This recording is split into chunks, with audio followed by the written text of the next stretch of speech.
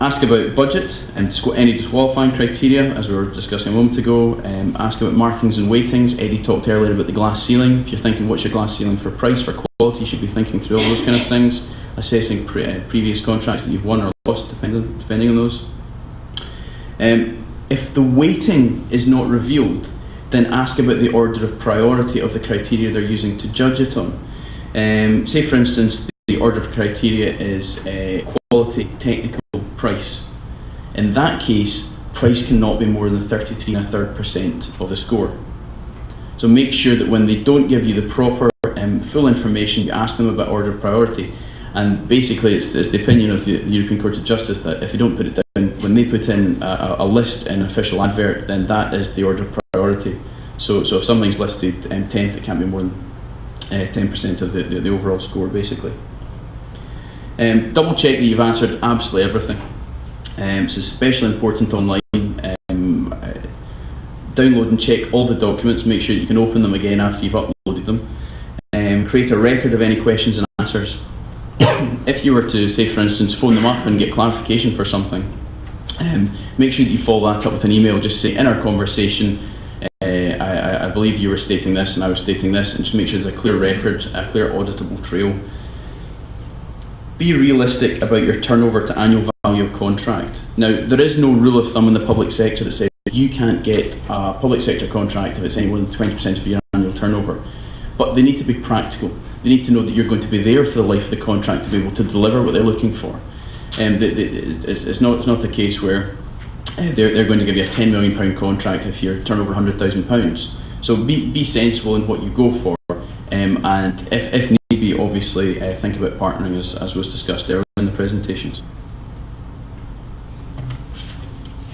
From 100 requirements, the answer is always yes, and then find out how you're going to make it yes.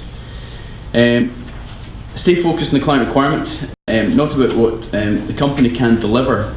Don't necessarily just kind of foist your products and services on them. Think about, well, is this going to match what they're looking for? Easier just to talk about your product, doesn't always cover all the requirements. Don't hold anything relevant back or make assumptions, especially if you're the incumbent. If you're the incumbent in a process and you fill in a pre-qualification questionnaire and a tender document, then it comes to the time when they're scoring it, and then afterwards you find out you've not won, and they say, well, you didn't answer that question. It's going to be no defence for you to say, oh, I assumed I've been working with you for the last 4 years. It should be a level playing field every time a new tender exercise comes up. Oh, and by the way, beware of incumbents asking questions. Very quick example, and Graham, I appreciate the time to get you on, sorry. There was a company that we worked with in England a few years ago, and they, well, the gentleman told me this story and I thought, quite a good story. He was a supplier of basically kind of hardware and software into local authorities. He had put in an infrastructure, a server system into quite a large local authority, and it had cost many millions of pounds. And then he had the contract as well for the servicing of that and the updating of those services, and if anything broke down, etc., maintenance over the next 4 years. And what he did was, during the process, he was the incumbent, so he knew the answer, but he asked the question, how many days have been involved in this contract, how many days call it have been involved in this contract for the last 4 years? And the answer came back, it was 52 days. Everyone else that was involved in the process bidding into that thought, this system is falling apart. Over 4 years there should be about 5 call-outs, if that. These things don't go wrong. What was going on? What they didn't see, and they didn't qualify, was that about 45 of those days had been the actual installation process at the beginning. So be careful about incumbents asking questions. Alternatively, if you're the incumbent, ask awkward questions. Do whatever's to your advantage. Note the order of the questions, do not shuffle the answers, make it easy for them to understand. Convey the story of your company, convey the story of how you come into being, your passion for what you're doing. You will be given certain kind of places where you can put information. Don't try and be clever and explain something in 100 words where you're given 1,000 words. Try and kind of flesh it out, convey the story of your organisation wherever possible. If briefings are offered, definitely attend these if at all possible. These are important. I'll expand on these a bit more shortly. Give early thought to terms and conditions of contract. Remember to identify added value issues. I won't go into this too much because Eddie covered it in quite a lot of detail earlier on. Do not be late in delivering. If you're 1 minute late, then you're out. There's legal precedent in the case of JB Ledbetter v Devon County Council, and they weren't very late and they were out of the process. Send a number of hard copies asked for if you're doing a tender which isn't electronic. Otherwise, they're just going to photocopy it, and you're going to get all your nice presentation will be ruined. At the top, sorry, let's go back to it. Give early thought to terms and conditions of contract. Pay close attention to these. I was speaking to a supplier at an event like this a few weeks ago, and he told me that he'd been successful in winning a 3-month contract, only to find out that he did not get paid until 30 days after the completion of the contract. He was okay, but it didn't help his bank flow. He had a very understanding bank manager, so that's 120 days. The terms and conditions that you see are negotiable. You do not have to have these foisted upon you. They must be reasonable. They can't be unfair terms and conditions of contract.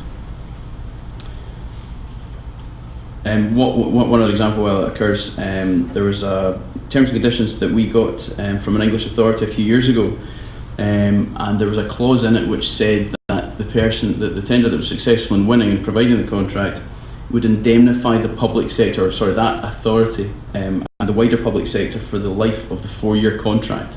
So that would mean, I mean, we went back to them and said that's crazy, we don't want to be legally responsible for the next war or something. That's absolutely nuts, and they changed it obviously. But have a look at that. That was somebody very well meaning thinking they're putting down something which is going to catch everything. As I said earlier, ultimately all of these kind of things are a test. If offered a presentation or clarification meeting, this isn't a sales pitch, or at least it shouldn't be at this point.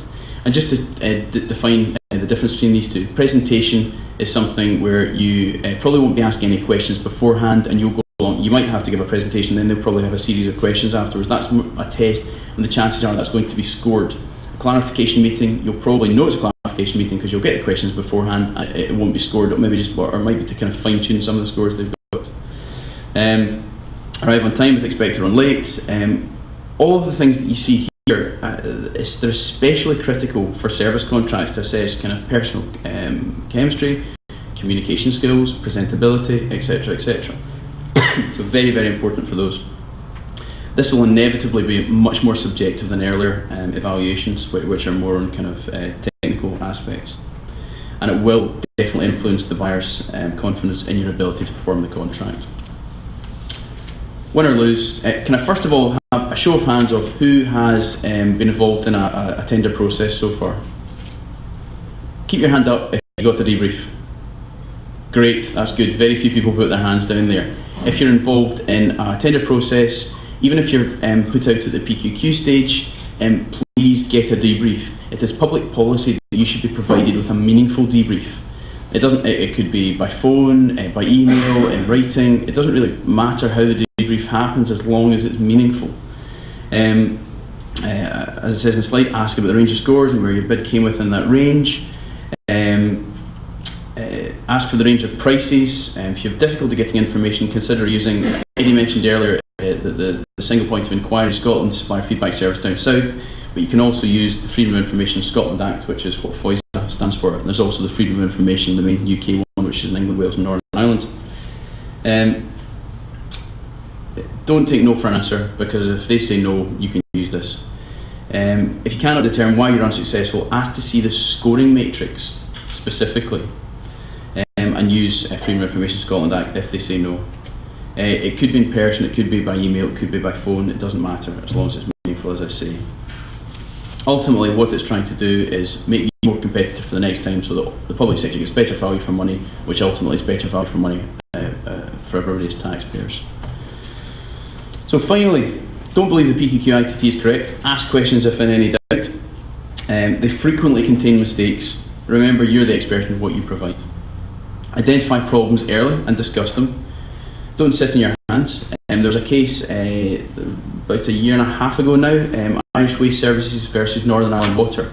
And Irish Waste Services decided that there was a problem at the PQQ stage, and they thought this would really affect their ability to provide the tender, etc., and it was unfair. But they sat their hands because they thought, well, we've got a pretty good chance of winning this. Sat their hands, they didn't win at the tender stage. They then went took out an injunction, or tried to get an injunction, and the judge said, well, no, go away. You sat on your hands. You not only wasted people's time, but you wasted resources and money. You should have done that at the time, so they got it thrown out, and they had no legal grounds to stand on. I just want to leave you just at the end of today